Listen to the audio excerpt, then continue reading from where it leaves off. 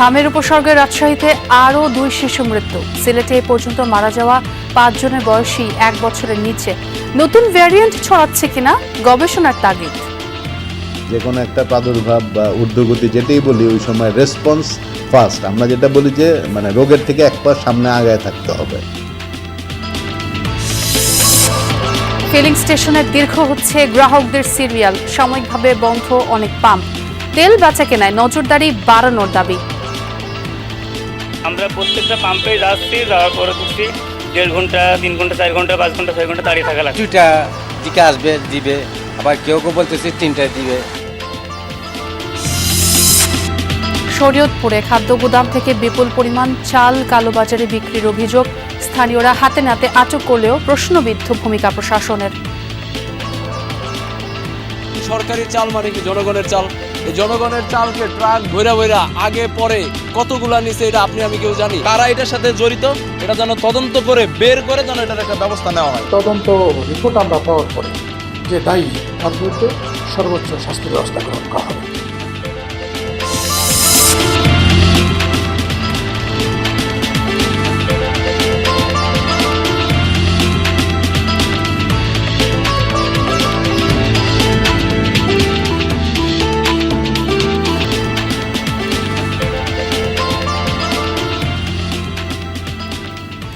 আমন্ত্রণ সংবাদ সারা দেশে, সঙ্গে আছি আমি ছোয়া খন্দকার। আর এতক্ষণ শিরোনাম দেখছিলেন। হামের উপসর্গ নিয়ে রাজশাহীতে চিকিৎসাধীন অবস্থায় আরও 2 শিশু মৃত্যু হয়েছে। এ নিয়ে জানুয়ারি থেকে এখন পর্যন্ত রাজশাহীতে সরকারি বেসরকারি হাসপাতালে চিকিৎসাধীন অবস্থায় মৃত্যু হলো 65 জনের। রাজশাহী মেডিকেলে 24 ঘন্টায় হামের উপসর্গ নিয়ে ভর্তি হয়েছে আরও 11 জন। চিকিৎসা শেষে বাড়ি ফিরেছে 29 জন। রাজশাহী বিভাগ ছাড়াও ময়মনসিংহ, চট্টগ্রাম, বরিশাল, সিলেট, রংপুর ও খুলনা বিভাগেও হামে আক্রান্তের সংখ্যা বেড়েই চলেছে। বিভিন্ন জেলা সদর হাসপাতালে শয্যা সংকটে ওয়ার্ডের বাইরে রেখেও রোগীদের চিকিৎসা দেওয়া হচ্ছে। এতে বাড়ছে সংক্রমণ ঝুঁকি। এদিকে দেশের 4 সিটি কর্পোরেশন এবং 30 উপজেলায় চলছে হামের বিশেষ টিকাদান কর্মসূচি। সোমবার 20 এপ্রিল থেকে সারা দেশে এই কর্মসূচি শুরু হবে। হাম হয়েছিল আর জ্বর, নিউমোনিয়া। এই যে চিকিৎসা চলছে, গ্যাস দেওয়া হচ্ছে। ওর গা হাত পা চুলকায়, ঘুম আসে না, রাত্রে ঠিক মতন খায় না, এইসবই আর সমস্যা। এখন একটা করে ইনজেকশন কিনতে হচ্ছে 600 টাকা করে দাম। একটা করে ইনজেকশন আমার একদিন করে যাচ্ছে। এটা আমাদের পক্ষে সম্ভব হচ্ছে। হামের প্রাদুর্ভাবের খবর জানবো। রাজশাহীতে কি অবস্থা সে খবর জানাবেন সহকর্মী তারেক মাহমুদ। তারেক, রোগীরা ঠিকমতো চিকিৎসা সেবা পাচ্ছেন কিনা এবং চিকিৎসকরা কি বলছেন?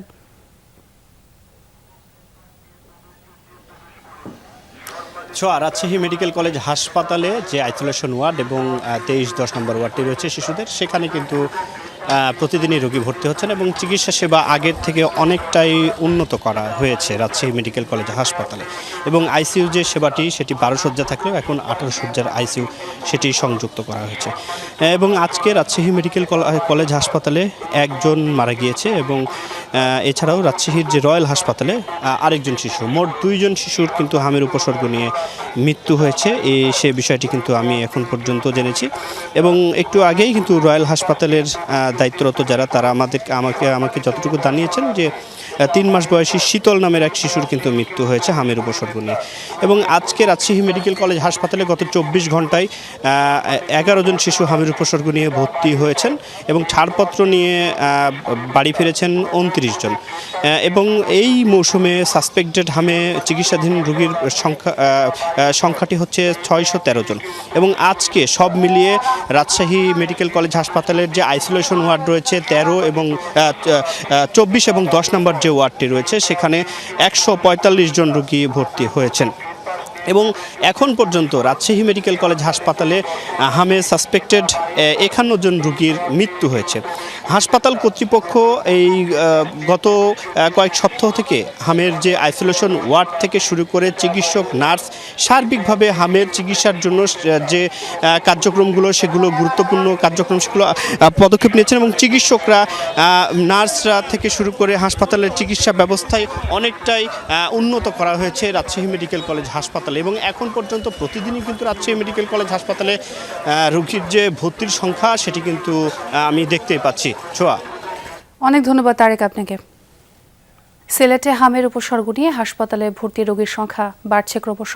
গেল 9 দিনে মারা গেছে 5 শিশু, যাদের সবার বয়সই 1 বছরের কম। ভর্তি রোগীদের শারীরিক জটিলতা পর্যবেক্ষণ করে হামের নতুন ধরন ছড়াচ্ছে কিনা তা গবেষণার দাবি সংশ্লিষ্টদের। Sylhet MAG Usmani medical college হাসপাতালের পেডিয়াট্রিক আইসিইউর সামনে অভিভাবকদের অপেক্ষার এমন হৃদয় বিদারক চিত্র এখন প্রতিদিনের। শুরুতে সিলেটে হামের প্রভাব কম থাকলেও ধীরে ধীরে বাড়তে শুরু করেছে। প্রাথমিকভাবে হামের উপসর্গ নিয়ে আসা রোগীদের চিকিৎসা দেওয়া হচ্ছে শহীদ শামসুদ্দিন আহমদ হাসপাতালে। অবশ্য যাদের অবস্থা আশঙ্কাজনক তাদের পাঠানো হয় এমএজি উসমানী মেডিকেল কলেজ হাসপাতালের পেডিয়াট্রিক আইসিইউতে। প্রথম দিকে 5টি শয্যা হাম রোগীদের জন্য বরাদ্দ থাকলেও রোগীর চাপে 1 সপ্তাহের মধ্যে তা 10 শয্যায় উন্নীত করা হয়। সেখানেই মারা যায় 5 শিশু। ঠান্ডা লাগিয়ে গেছিল, নেমন্না হয়ে গেছিল, পরে হাম হয়ে গেছে বলে বমি করছে, বমি করে জ্বর, এমন জ্বর আইছে মানে কল্লা ফালাইছে। ফাঁদে আমরা তাড়াতাড়ি করে আবার উসমানী মেডিকেলে নিয়ে ভর্তি করছি। রোগীগুলো বেশি খারাপ, যাদের হচ্ছে আইসিইউ সাপোর্ট লাগে তাদেরকে আমরা উসমানী মেডিকেলে মানে হচ্ছে হাম আইসিইউ এখানে আমরা রাখছি। তো ইনিশিয়ালি আমাদের এটা 5 বেড দিয়ে শুরু হয়, কিন্তু দেখা যায় যে প্রথমে 1-2 দিনেই আমাদের বেড প্রায় ফিল আপ হয়ে যায়।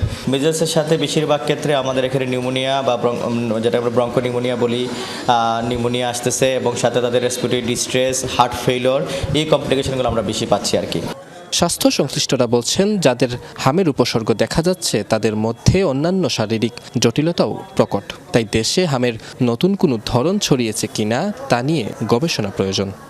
আমাদের চিকিৎসকরা আছেন, তারা ক্লিনিক্যাল বেসড মানে এভিডেন্স বেসড যে চিকিৎসা ব্যবস্থা ওইভাবে চালিয়ে যাচ্ছি। কারণ যে কোনো একটা প্রাদুর্ভাব বা ঊর্ধ্বগতি যেটাই বলি, ওই সময় রেসপন্স ফাস্ট। আমরা যেটা বলি যে মানে রোগের থেকে 1 পা সামনে আগায় থাকতে হবে। চলতি বছর সিলেটে এ পর্যন্ত 45 জনের হাম শনাক্ত হয়েছে। উপসর্গ নিয়ে হাসপাতালে ভর্তি আছেন 107 জন। তবে সিলেটে হামের নমুনা পরীক্ষার কোনো ব্যবস্থা না থাকায় রোগ নির্ণয়ে পুরোপুরি ঢাকার উপর নির্ভর করতে হচ্ছে। নাবিল হোসেন, যমুনা নিউজ, সিলেট। জ্বালানি তেল নিয়ে হাহাকার কাটছেই না। আজও পাম্পগুলোতে গ্রাহকদের দীর্ঘ লাইন, ঘন্টা পর ঘন্টা অপেক্ষা করেও মিলছে না চাহিদা অনুযায়ী তেল।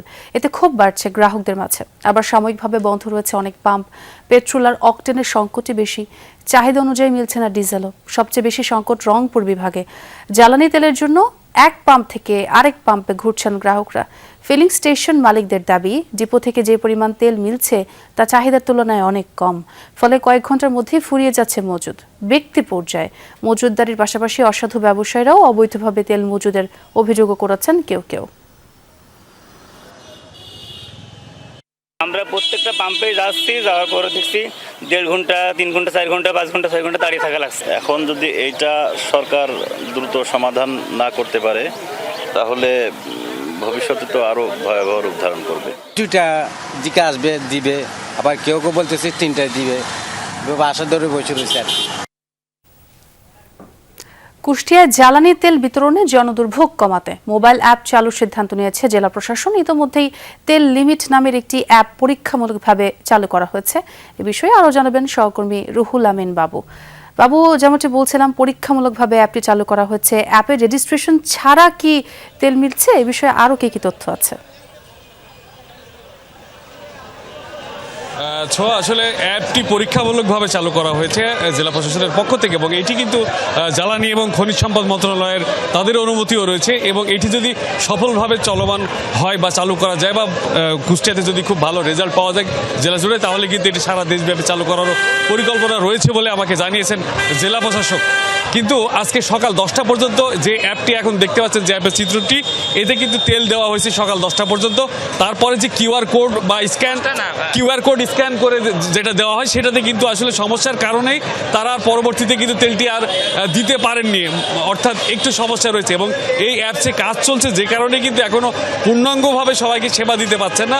তারপরেও কিন্তু এই বাড়তি লোকের চাপে, বাড়তি কারণ আসলে ভিআইপিদের যে জন্য যে ব্যবস্থাটি হচ্ছে সেখানেও কিন্তু বাড়তি চাপের কারণে এবং বিশৃঙ্খলা হচ্ছে। কিছুক্ষণ আগেই কিন্তু এই তেল নিয়েই বিশৃঙ্খলার সৃষ্টি হলো এবং লোক এখনও কিন্তু সাধারণ মানুষজন কিন্তু ভোর থেকে একেবারে 4টা 4:30 থেকে কিন্তু দীর্ঘ লাইনে তারা দাঁড়িয়ে রয়েছেন। এই সংকট কোনোভাবেই তারা কাটছে না। এই অ্যাপটি যদি সফলভাবে চালু করা হয় সেই ক্ষেত্রে হয়তো অনেকটা কমে আসবে এই জনদুর্ভোগ, এই জনভোগান্তি।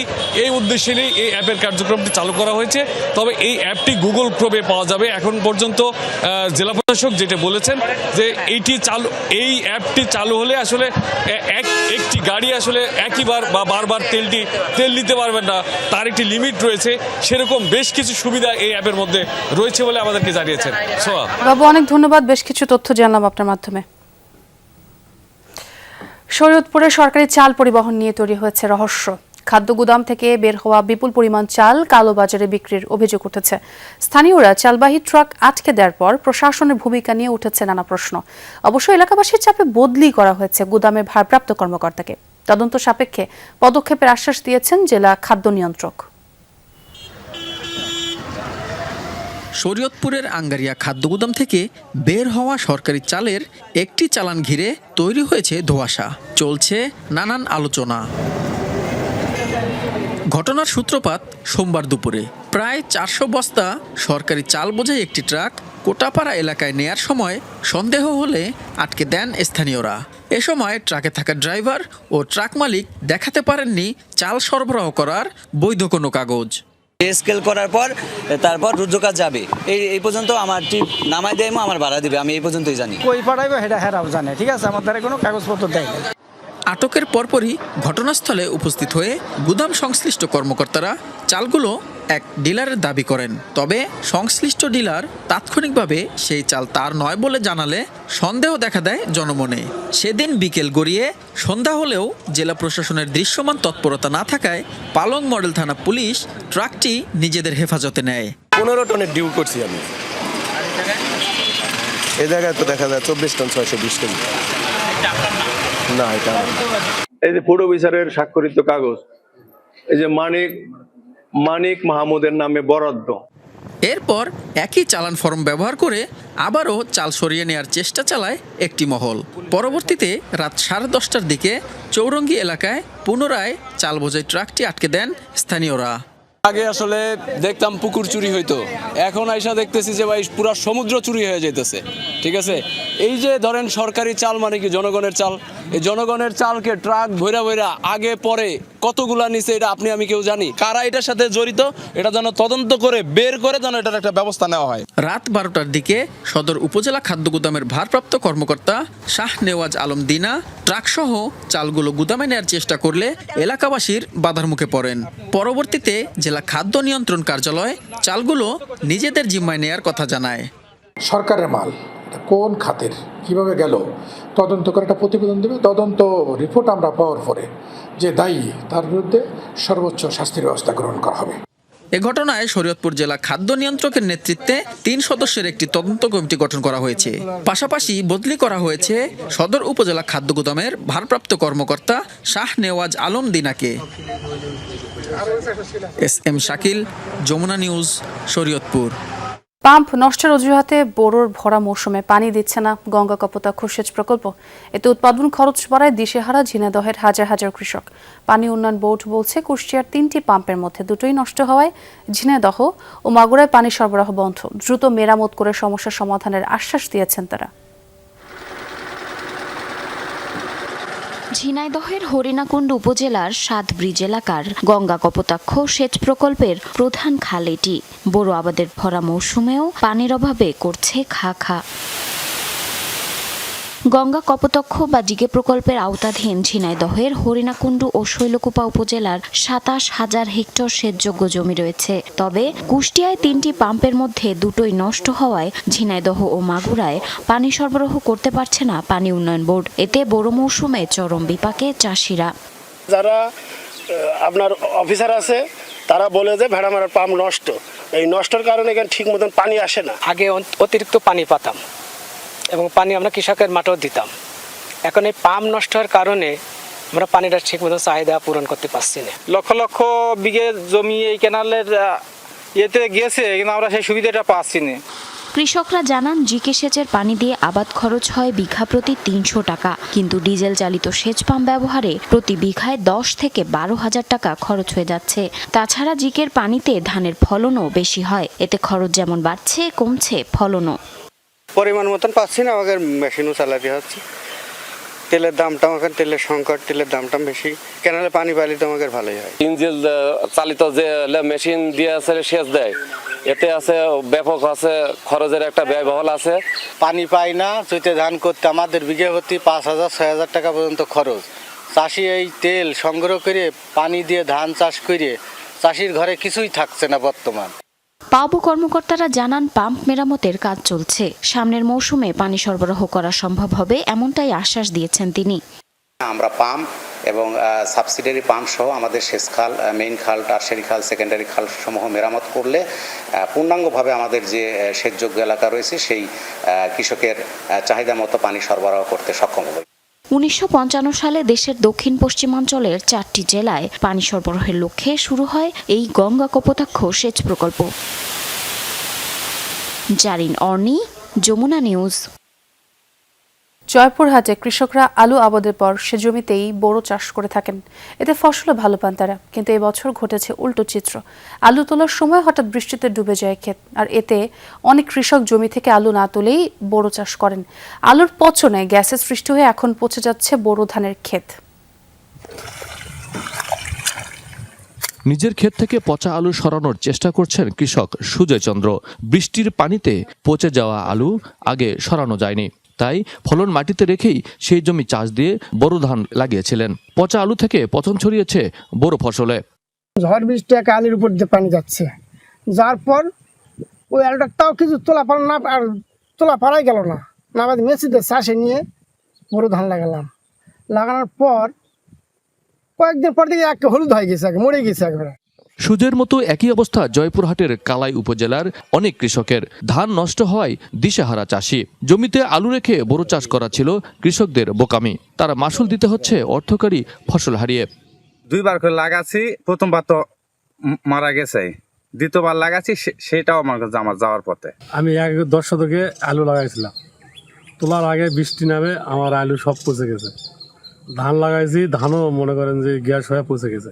কৃষি বিভাগ বলছে জমি তলিয়ে যাওয়ায় তা ভালো মতো পরিষ্কারের পরামর্শ দেয়া হয়েছিল চাষিদের। 2-1 পরামর্শ অনুসরণ করলেও অধিকাংশই মানেননি। আমরা কৃষকের একটা তালিকা নিচ্ছি যে যাদের একদম ক্ষতিগ্রস্ত হয়েছে, এখন তো আর বড় ফসল হবে না, তো যারা আউশ আবাদ করতে আগ্রহী আছেন তারা আমাদের অফিসে যোগাযোগ করে আউশ নাম জমা দিতে পারে।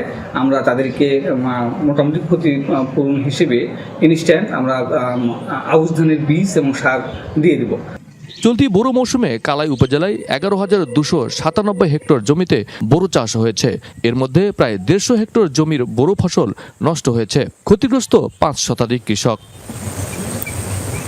আব্দুল আলিম, যমুনা নিউজ, জয়পুরহাট। দর্শক, এই ছিল সংবাদ সদস্য। এতক্ষণ যারা সঙ্গে ছিলেন সবাইকে ধন্যবাদ।